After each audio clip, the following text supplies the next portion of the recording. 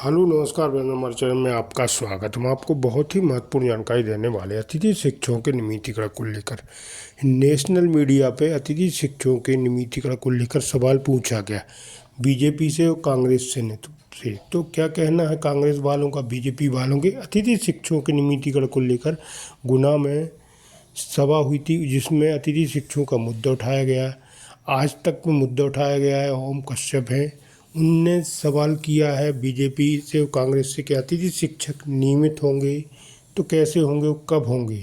तो इसके संबंध में पूरी विस्तार से मैं आपको जानकारी देने वाला हूं और एक वीडियो भी दिखाने वाला हूं जिसमें अतिथि शिक्षकों के मुद्दे को उठाया गया है और नियमितीकरण के बारे में पूछा गया। तो अतिथि शिक्षकों का नियमितीकरण कब होगा, कैसे होगा, कौन पार्टी करेगी, आप वीडियो में बने रहे। वीडियो पूरा देखें। वीडियो अच्छा लगे तो लाइक और चैनल को सब्सक्राइब जरूर कर लें, ऐसे अपडेट पाएंगे। वीडियो में बने रहे, वीडियो पूरा जरूर देखें। क्या कहना है आइए, आगे आइए, आगे आइए। मैम, मैं अतिथि शिक्षक हूं और अतिथि शिक्षक का मुद्दा पूरे मध्य प्रदेश में जोरों से चल रहा है। 15 महीने की सरकार कांग्रेस की रही, 18 साल से बीजेपी की सरकार है। अतिथि शिक्षक जो कि शिक्षा की रीढ़ होता है, उसको लेकर दोनों ही पार्टियों ने न्याय नहीं किया। मैं दोनों ही प्रतिनिधियों से पूछना चाहता हूं, आखिरकार अतिथि शिक्षक ने इनका बिगाड़ा क्या था? चलिए इधर से सवाल लेते हैं। इधर से कौन सवाल पूछेगा? अब यहाँ कांग्रेस के कार्यकर्ता हावी हो गए। कोई छात्र आप इधर आइए, आगे आइए। चलिए कार्यकर्ता भी सवाल। मैडम आज तक आपके साथ मैं हूँ अंजना ओम कश्यप। वक्त राज तिलक का है और आज हम मौजूद हैं जिसे बार बार कहा जाता है सिंधिया परिवार के गढ़ गुना में। लेकिन इम्तिहान बहुत बड़ा है भारतीय जनता पार्टी की तरफ से और दूसरी तरफ कांग्रेस पार्टी से भी, क्योंकि इसी इलाके से दिग्विजय सिंह के बेटे भी चुनावी मैदान में है। तो अगर ज्योतिरादित्य सिंधिया का बड़ा इम्तिहान इधर है तो दूसरी तरफ वो इम्तिहान। सबसे पहले तालियों के साथ स्वागत कर दीजिए यहाँ की जनता का, क्योंकि आज गुना की जनता सवाल दागेगी। हालांकि दोनों ही तरफ से राजनीतिक कार्यकर्ता भी आ गए हैं। पहले से ही दर्शकों को बता दें, इधर से बीजेपी वाले आ गए, इधर से कांग्रेस वाले। लेकिन बहुत सारे लोग पीछे भी मुझे दिखाई दे रहे हैं जो कारोबारी हैं, युवा हैं, उनके भी प्रश्न लेंगे। अब आपका परिचय खास मेहमानों से। सबसे पहले तो कांग्रेस की तरफ से कैंडिडेट यहां पर आए, उम्मीदवार का स्वागत कीजिए, पंकज सिंह कनेरिया साहब। गुना सीट से ही चुनावी मैदान में आप हैं, लेकिन पिछले 3-4 बार से बीजेपी छीन ले रही है। मुश्किल है आपके लिए, लेकिन चर्चा करेंगे। राजेंद्र सिंह सलूजा जी जो कि पूर्व विधायक है, तालियों के साथ उनका स्वागत कीजिए, पहले मेयर भी रह चुके हैं। इससे पहले कि हम चर्चा की शुरुआत करें, आपको बता दें कि आखिर यहाँ पर एक वक्त पर राजमाता सिंधिया, आप देखिए, वो बीजेपी की बड़ी नेता थी, लेकिन उनके बेटे कांग्रेस पार्टी की तरफ से रहे, फिर ज्योतिरादित्य कांग्रेस में रहे, अब बीजेपी में आ गए। एक लंबा इतिहास यहाँ का रहा है सिंधिया परिवार का। लेकिन इससे पहले कि हम चर्चा की शुरुआत करें, आइए आपको अपनी ये रिपोर्ट दिखा दें। कहावत है, झूठ बोले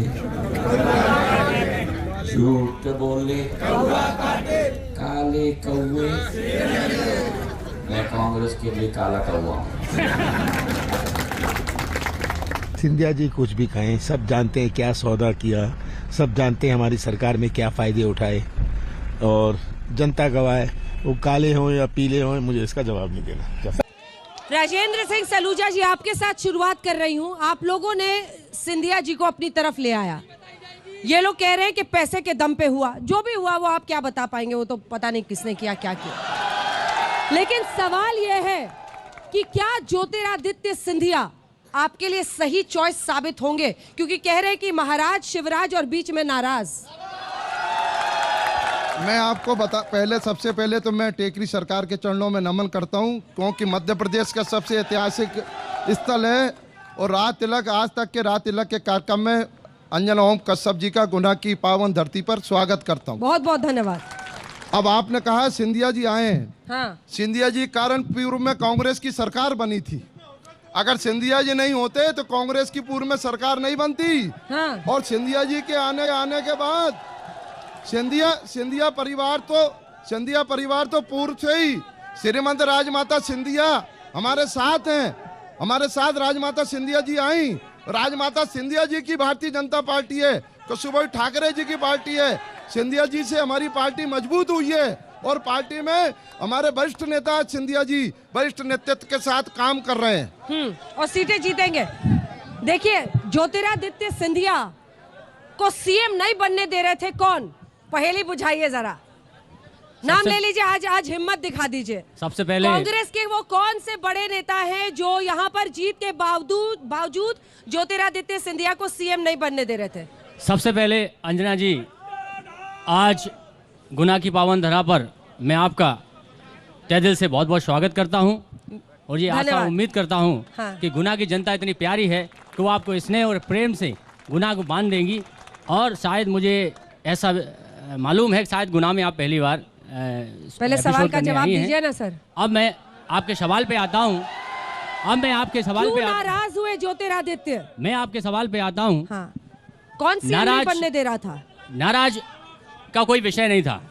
हाँ। जब मध्य प्रदेश में 2018 में इलेक्शन हुए, जब हमारे विधायक जीत के आए तो विधायकों ने ही आपस में बहुमत एक दूसरे के प्रति जताया, तो आदरणीय कमलनाथ जी पर उन्होंने विश्वास किया और उनको मुख्यमंत्री बनाया। नहीं बता पा रहे हैं, मैं बता देता हूं। इसमें आप नहीं बता पाएंगे सिंधिया जी, इसलिए अरे आप नहीं बता पाएंगे। किसानों से झूठी घोषणा की, आप नहीं बता पाएंगे। किसानों का कर्जा माफ नहीं किया, इसलिए सिंधिया जी आप नहीं बता पाएंगे। एक करके एक साथ कर्जा माफ नहीं कर पाएंगे।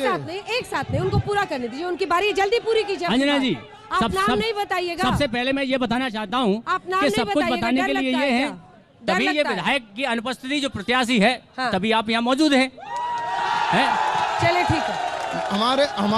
हमारे यहाँ कांग्रेस में संगठन नाम की चीज नहीं है। हमारे यहाँ संगठन तय करता है किसको डिबेट में जाना है। संगठन ने तय किया राजन सलूजा जाएंगे। अब यहाँ की जनता सवाल पूछेगी, मेरी कोशिश होगी, मैं आ रही हूँ, आप लोग सवाल पूछिएगा, छोटे छोटे सवाल पूछेगा। इधर से शुरू करना चाहती हूँ।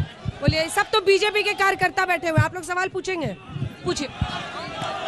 विधायक यहाँ पर कितने भी रहे, बीजेपी के रहे, कांग्रेस के रहे, किसी के भी रहे, लेकिन खेल के लिए किसी ने एक भी ग्राउंड नहीं बनाया क्रिकेट के लिए। और कोई भी विधायक टूर्नामेंट यहाँ नहीं होता है, क्रिकेट का कोई भी विधायक टूर्नामेंट यहाँ नहीं होता है और पूरे क्षेत्र में होता है। बमोरी में चले जाओ, आरोन में चले जाओ, हर जगह। जल्दी आइए, आगे आइए, आगे आइए, आगे आइए।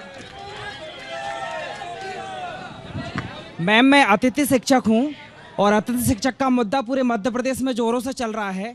15 महीने की सरकार कांग्रेस की रही, 18 साल से बीजेपी की सरकार है। अतिथि शिक्षक जो कि शिक्षा की रीढ़ होता है, उसको लेकर दोनों ही पार्टियों ने न्याय नहीं किया। मैं दोनों ही प्रतिनिधियों से पूछना चाहता हूं, आखिरकार अतिथि शिक्षक ने इनका बिगाड़ा क्या था? चलिए, इधर से सवाल लेते हैं, इधर से कौन सवाल पूछेगा? अब यहाँ कांग्रेस के कार्यकर्ता हावी हो गए। कोई छात्र, आप इधर आइए, आगे आइए।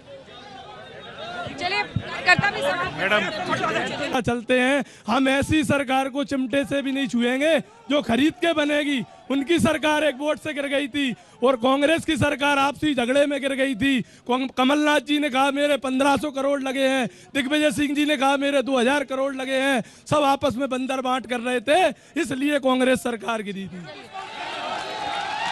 मैडम, जैसा आपने कहा कि महाराज बीजेपी में आ गए, आप सब संतुष्ट हो। मैं आपको बता देना चाहता हूं, आप गुना का उदाहरण देख लीजिए। हर व्यक्ति को चुनाव में नामांकन फार्म भरने का अधिकार है। हमारी ओर से भी 8 लोगों ने फार्म भरा था। जब हमारे कैंडिडेट का टिकट फाइनल पार्टी ने कर दिया, हमारे सारे कैंडिडेट जिन्होंने प्रत्याशियों के रूप में डाले थे, नामांकन वापस ले लिया। पर कांग्रेस में आप जाइए, उनकी कांग्रेस के प्रत्याशी ही उनकी कांग्रेस के खिलाफ लड़ रहे हैं। इसलिए मैम, 15 महीने की कांग्रेस की सरकार रही, सारे वादे जो उन्होंने किए थे सब झूठे किए, कोई भी वादे पे काम नहीं किया गया। किसान की कर्ज माफी का ये कहते हैं। अरे कोई ऐसा व्यक्ति है जो कार्यकर्ता नहीं है, हाथ उठाइए। मुझे भरोसा नहीं हो रहा। मैडम, तो कांग्रेस का वही पहन रखा है। मैडम, मैं एक शासकीय कर्मचारी हूँ। मेरा एक दर्द समझिए। हम लोग जिनको विधायक सांसद बनाते हैं वो ताउम्र विधायक सांसद पेंशन लेते हैं, और जिनको हम अपनी मेहनत से विधायक सांसदों के चुनाव में हम जाते हैं, अपने परिवारजन को छोड़ के जाते हैं, और ये चुनाव होंगे अभी हम जाएंगे, लेकिन वो विधायक सांसद ताउम्र पेंशन लेते हैं। सवाल क्या है? सवाल ये है कि एनपीएस में हमारे जो शिक्षक साथी रिटायर हो रहे हैं उनको मात्र 1200 की पेंशन मिल रही है, हमें ओपीएस। कुछ सवाल अब आपसे पूछते हैं। आपने सुना, वो तो बार बार ये कह रहे हैं कि नहीं किया कुछ भी, लेकिन वो कह रहे हैं कि पैसे के दम पे विधायकों को खरीदा गया है। और उनमें से कई विधायक है ना जो वापस कांग्रेस पार्टी में चले गए हैं। मैडम, मैं आपको